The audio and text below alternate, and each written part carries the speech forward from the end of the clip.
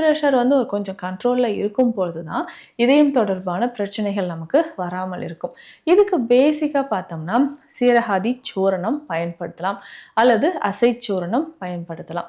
So இந்த மாதிரி மெத்தட்ஸில் வந்து இப்போது நம்ம பிளட் ப்ரெஷருக்கு அப்படின்னு பார்க்கும்போது சிறப்பான சிகிச்சைகள் வந்து நம்ம கொடுத்துட்ருக்குறோம். ஸோ பிளட் ப்ரெஷருக்கு ஸ்பெஷல் ட்ரீட்மெண்ட் நம்ம கொடுக்குறோம் அப்படின்னா பேசிக்காக வந்து பார்த்தோம்னா இந்த சீரகாதி சூரணமே நம்ம பயன்படுத்தலாம். அதுக்கப்புறம் வந்து பார்த்தோம்னா இந்த பெருஞ்சீரகம், கருஞ்சீரகம் இதை எல்லாமே பயன்படுத்தி செய்யக்கூடிய மருந்துகளும் இருக்குது. அதை பயன்படுத்தும்போது பிளட் ப்ரெஷர் நமக்கு கண்ட்ரோலுக்கு வரும். பிளட் ப்ரெஷர் இருக்கக்கூடிய நிறைய நபர்களுக்கு அதிகமாக பாடி ஹீட் ஆகிறத நம்ம பார்க்குறோம். அப்போது இந்த உடல் உஷ்ணத்தை வந்து தணிப்பதற்கான வழிமுறைகளும் எடுத்துக்கணும். ஸோ 45 வயது ஆயிடுச்சா நமக்கு வந்து இந்த மாதிரி ஆர்த்ரைட்டிஸ் ரிலேட்டடாக ப்ராப்ளமும் நிறைய பேருக்கு வரலாம். போன் டென்சிட்டி வந்து குறையும். பெண்களுக்கு இது அதிகமாகவே நம்ம பார்க்குறோம். மெனோபாஸ் டைமில் கால்சியம் டிஃபிஷியன்சி இருக்கும். அதை நிவர்த்தி செய்கிறதுக்கான உணவு முறைகளை நம்ம தேர்ந்தெடுத்து சாப்பிடணும்.